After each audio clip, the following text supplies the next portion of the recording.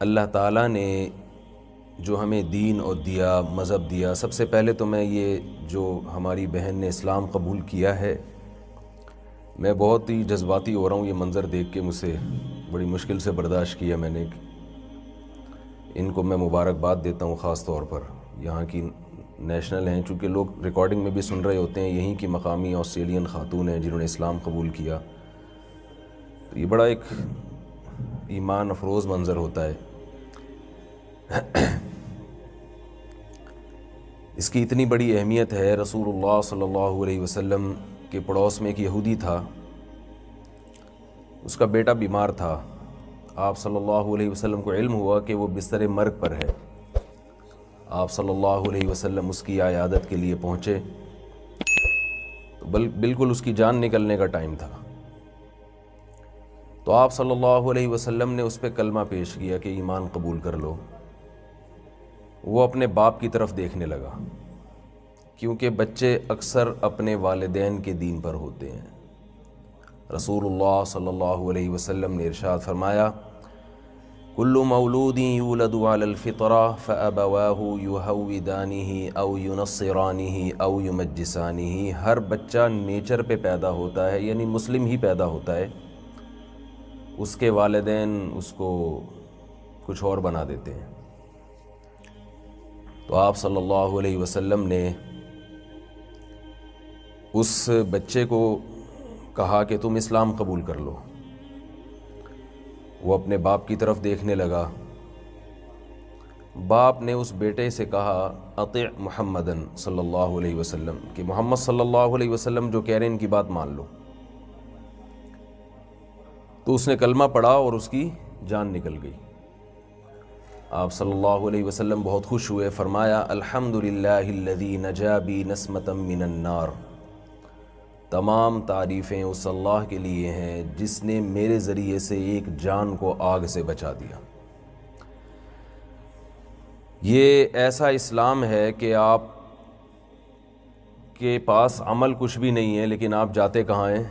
جنت میں، کیونکہ انما الاعمال بالخواتیم، حدیث میں آتا ہے، جو لاسٹ میں، جو آخر زندگی میں آپ کا عمل ہوگا، آخرت میں اس پر فیصلہ ہوگا۔ اگر آپ ساری زندگی اچھے رہے، آخر وقت میں خراب ہو گئے، تو قیامت میں آپ کا شمار کس میں ہوگا؟ بولیں بھائی، خراب لوگوں میں۔ ساری زندگی خراب رہے، آخر میں کیا ہو گئے؟ اچھے ہو گئے، تو آپ کا شمار کس میں ہوگا؟ اچھے لوگوں میں۔ ایگزامینیشن ہال میں ایسا ہوتا نہیں ہے کہ 3 گھنٹے کا پیپر تھا، 2.5 گھنٹے آپ نے برباد کر دیا، آخر میں ایک سوال کا جواب دے دیا، تو آپ پاس ہوں گے یا فیل ہوں گے؟ اچھا، دیکھیں، میں نے کل بھی ایک بات کہی تھی، میں جہاں بھی بیان کے لیے جاتا ہوں پیسے نہیں لیتا۔ اصول یہ ہے، وہ میرے جو قیمت ہے نا بیان کی، وہ یہ ہے کہ آپ کو جواب میں جو میں سوال پوچھوں تو بولنا پڑے گا، یہ میرے پیسے ہیں۔ اور کوئی سینٹنس جملہ میں ادھورا چھوڑوں تو آپ کو اس کو کمپلیٹ کرنا پڑے گا، تو اس سے میرا خون بڑھ جاتا ہے کہ ماشاءاللہ سن رہے ہیں۔ تو نبی صلی اللہ علیہ وسلم کتنا خوش ہوئے کہ آخر وقت میں ایک شخص کو نجات مل گئی۔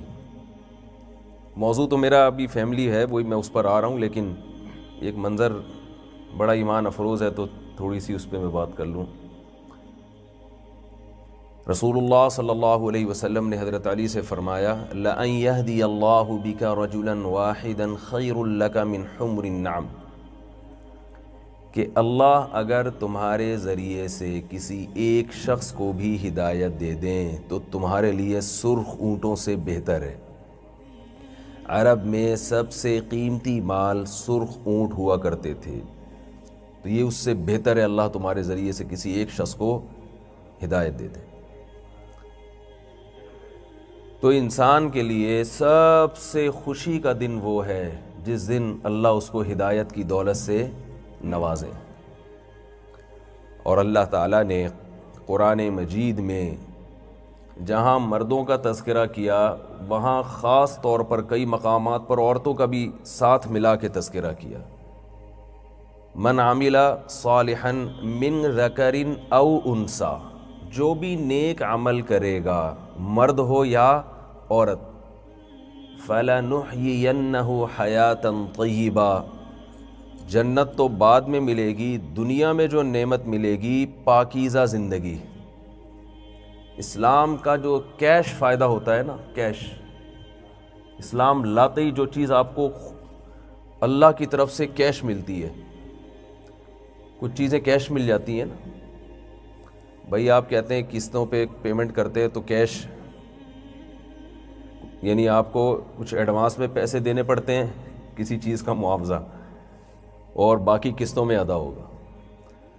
تو ہم جب اسلام قبول کرتے ہیں تو اللہ تعالیٰ کچھ پیمنٹ ہمیں کیش میں دے دیتے ہیں اور کچھ ادھار جنت کے لیے رکھ دیتے ہیں۔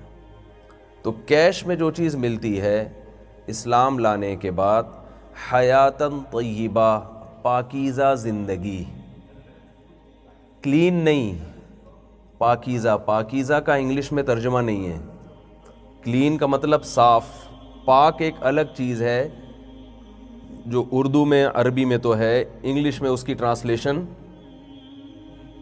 پھر وہی بات آپ بول ہی نہیں رہے، پھر پیسے نکالیں سارے جتنے بھی ہیں نا بیان کے، یا تو پیسے دو یا کچھ جو میں کہہ رہا ہوں اس پر تو عمل کریں نا بھائی۔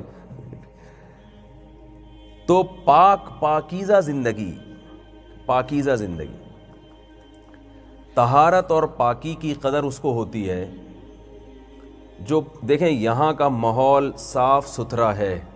میں اکثر سنتا تھا کہ بھائی جو پاکستانی فیملیز یورپ میں اور ان کنٹریز میں رہتی ہیں کہ ہم تو آ جاتے ہیں کراچی، اور لیکن ہمارے بچے یہاں نہیں رہ پاتے۔ بھائی کیوں نہیں رہ پاتے، کیا ہے یہاں پہ؟ نہیں بھائی مفتی صاحب، وہاں پاکستان کا ماحول ہمارے بچے افورڈ نہیں کر پاتے۔ اب مجھے یہاں کے اندازہ ہوا واقعی اب میں بھی تھوڑے دن تک افورڈ نہیں کر پاؤں گا، حقیقت ہے، کیونکہ ایک گرد کا نشان نہیں دیکھا کہیں۔ ہمارے ہاں تو بچے گاڑیوں کی شیشوں پہ لکھ رہے ہوتے ہیں نا، دیواروں پہ بھی لکھنے کے لیے ان کو انک نہیں چاہیے، ہر جگہ اتنی گرد و غبار ہوتی ہے کہ آپ کچھ بھی لکھ سکتے ہیں۔ تو یہ ہماری گورنمنٹ کی نااہلی ہے۔ تو اب آپ بتائیں کہ اس طہارت اور صفائی ایسی چیز ہے کہ جب ایک دفعہ انسان اس طرف آتا ہے تو پھر واپس اس گندگی کی طرف نہیں جاتا، یہ انسان کی نیچر ہے۔ تو جیسے کپڑے پاک بھی ہوتے ہیں ناپاک بھی ہوتے ہیں، جگہ پاک بھی ہوتی ہے ناپاک بھی ہوتی ہے، جسم پاک بھی ہوتا ہے ناپاک بھی ہوتا ہے، بالکل اسی طرح لائف پاک بھی ہوتی ہے اور ناپاک بھی ہوتی ہے۔ میں سمجھا پا رہا ہوں اپنی بات؟ لائف کی بھی دو قسمیں ہیں، پاک اور ناپاک۔